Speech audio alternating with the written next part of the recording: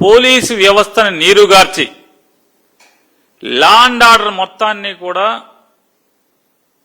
తునాతునకలు చేసి ఈ రాష్ట్రంలో తెలుగుదేశం పార్టీ వాళ్ళ కనుసన్నల్లో పోలీసు వ్యవస్థని మసిలెట్టుగా చేసుకోవటం ద్వారా ఇవాళ ప్రజలకి పోలీసు వ్యవస్థ అంటే ఒక భయం. పోలీసు వ్యవస్థలోనే కొంతమంది పోలీసు అధికారులు అంటే జుగుప్స. ఓవరాల్గా లా అండ్ ఆర్డర్ అంటే నమ్మకం లేనటువంటి ఒక వ్యవస్థగా ప్రజల మధ్యలో నాటుకుపోయిన పరిస్థితులు.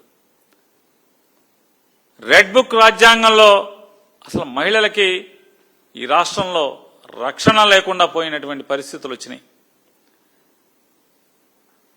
చంద్రబాబు నాయుడికి ఓటు ద్వారా లేదా కొంతమంది చెప్తున్నట్టు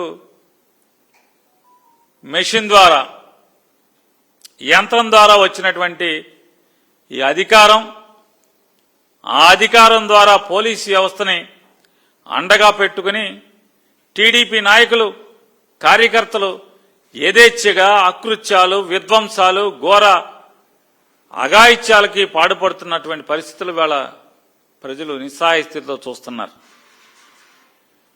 జేబీలో పచ్చబిళ్ళ ఉంటే చాలు మీకు ఎక్కడికి వెళ్ళినా అధికారులు వణికిపోతారు అని తెలుగుదేశం పార్టీ అధ్యక్షుడు గెలిచిన కొత్తలో చెప్పాడు. ఈ జేబీలో పచ్చబిళ్ళలందరికీ కూడా రాష్ట్రంలో ఉన్నటువంటి తెలుగుదేశం మూకలన్నిటికీ కూడా ఈ పచ్చబిళ్ళని పంచిపెట్టారు. ఈ జేబీలో పచ్చబిళ్ళ వేసుకుని నేరాలకి ఆ బిళ్ళుంటే చాలు, జేబీలో పచ్చ బిళ్ళుంటే చాలు, నేరాలకి ఘోరాలకి లైసెన్స్ బిళ్ళగా చంద్రబాబు నాయుడు ప్రభుత్వం తయారు చేసింది. ఈ పచ్చబిళ్లే టీడీపీ పార్టీ సప్లై చేసినటువంటి ఈ పచ్చబిళ్ళ పోలీసుల్ని నిశ్చేష్టులుగా ఉండటానికి ఒక తావీదుగా తెలుగుదేశం పార్టీ కార్యకర్తలందరూ కూడా అలవాటు పడటం జరిగింది. ఇవాళ పోలీసులు కేసు పెట్టాలంటే స్థానికంగా ఎమ్మెల్యేకి అనుకూలంగా, ఎమ్మెల్యేకి దగ్గరగా ఉండేటువంటి తెలుగుదేశం నాయకుడు అనుమతి అన్నా ఇవ్వాలి, లేదా ఆ స్థానిక శాసనసభ్యుడన్నా అనుమతి ఇవ్వకుండా ఒక్కరంటే ఒక్క కేసు కూడా నమోదయ్యే పరిస్థితి లేదు. టీడీపీ నాయకుడు వద్దంటే చాలు ఆ ఎఫ్ఐఆర్ కట్టే పరిస్థితి లేదు ఆంధ్రప్రదేశ్ రాష్ట్రంలో పోలీస్ స్టేషన్లో. అది ఏ పోలీస్ స్టేషన్ అయినా, ఇచ్చాపురం నుంచి తడదాకా లేదా కుప్పం నుంచి మచిలీపట్నం దాకా మీరు ఏ పోలీస్ స్టేషన్ అన్నా తీసుకోండి, ఏ పోలీస్ స్టేషన్ అయినా సరే తెలుగుదేశం పార్టీ వాళ్ళు చెప్పితే గాని ఎఫ్ఐఆర్ తెగన పరిస్థితి. ఇవాళ ఎంత దుర్మార్గానికి ఒడిగడుతున్నారంటే, న్యాయం చేయాలంటే పోలీసులు పోలీస్ స్టేషన్ కంటే కూడా పోలీస్ స్టేషన్లో కాగితం ఇచ్చి, లేదా ఎమ్మెల్యే ఇంటికి వెళ్ళి అక్కడ ఎమ్మెల్యేతో ఫోన్ చేయించుకుని ఇవాళ పోలీస్ స్టేషన్కి వస్తే కానీ పోలీస్ స్టేషన్లో పోలీసులు చెవులతో వాళ్ళ ఫిర్యాదుని వినే పరిస్థితి లేకపోవటం. ఇవాళ పోలీస్ స్టేషన్ల చుట్టూ ఎన్నిసార్లు చెప్పులు అరిగేలాగా తిరిగినా కూడా ప్రజలకు న్యాయం దొరికేటువంటి పరిస్థితి లేదు.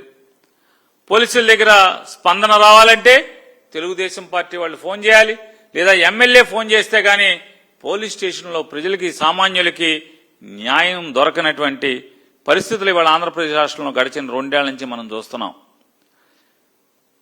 భారత పార్లమెంటు అంటే భారతదేశం యొక్క పార్లమెంటు రూపొందించినటువంటి చట్టాల కంటే కూడా ఈ రెడ్ బుక్ రాజ్యాంగమే ప్రస్తుత పోలీసులకి పరమావధిగా ఉండటం మనందరి దురదృష్టకరమైనటువంటి పరిస్థితులు.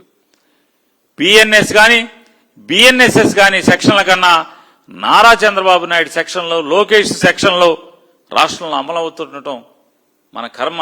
ఈరోజు ఇవాళ రాష్ట్రంలో ఈ రకంగా ఉంటాం. ఈ దారుణాలకి, ఈ తెలుగుదేశం పార్టీ వాళ్ళ యొక్క దారుణాలకి, పోలీసుల యొక్క ఏమీ చేయకుండా తోలుబొమ్మల్లాగా నిలబడి ఉండేటువంటి బొమ్మల్లాగా ఉండేటువంటి పరిస్థితులు ఇవాళ దీనికి బలవుతున్నది ఎవరయ్యా అంటే ప్రధానంగా మహిళలు, చిన్నారులు, బలహీన వర్గాలు, దళితులు, గిరిజనులు మాత్రమే ఈ వ్యవస్థకి బలవుతున్నటువంటి పరిస్థితులు మనం చూస్తున్నాం. అత్యధికంగా బాధింపబడే వర్గాలు లేదా సర్వనాశనం అవుతున్నటువంటి లేదా అన్ని సర్వం కోల్పోతున్నటువంటి వర్గం ఏదైనా ఉందంటే అది మహిళా లోకం. ఇవాళ మహిళలకు ఆంధ్రప్రదేశ్ రాష్ట్రంలో రక్షణ కరువైన పరిస్థితుల్లో రాజకీయ కక్ష సాధింపులకి లేదా పోలీసు వ్యవస్థను మొత్తాన్ని నారా చంద్రబాబు నాయుడు లోకేష్ గారు ఇద్దరు వాడుకోవటం వల్ల హోంమంత్రి గారు పాపం ఏమీ చూస్తా ఊరుకుంటారు, ఏమీ చేయలేరు.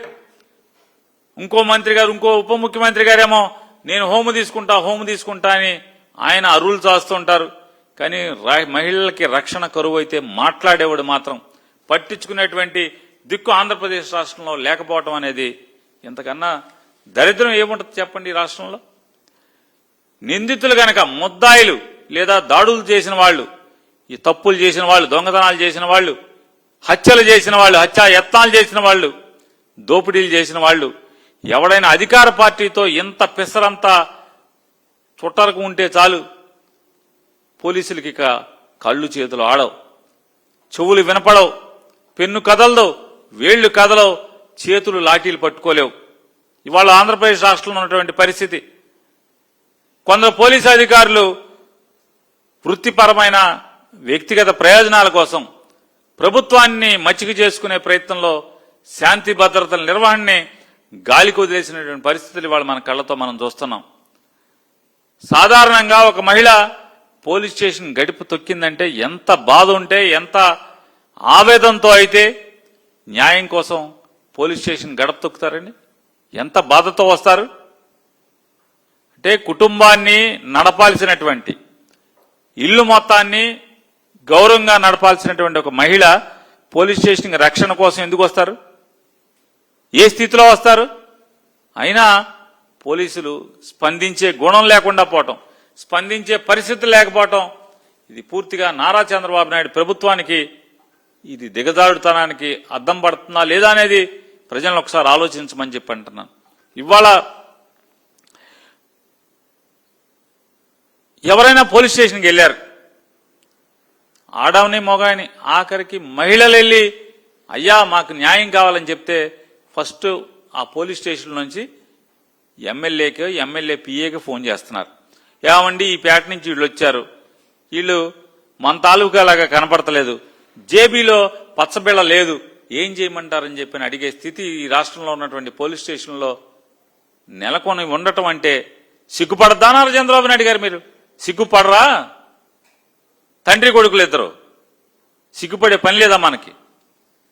ఈ రకంగా ఈ రాష్ట్రాన్ని దిగజార్చటం, అది ఎవరైనా ఆఖరికి మహిళ రేపు గురి కాబడినా సరే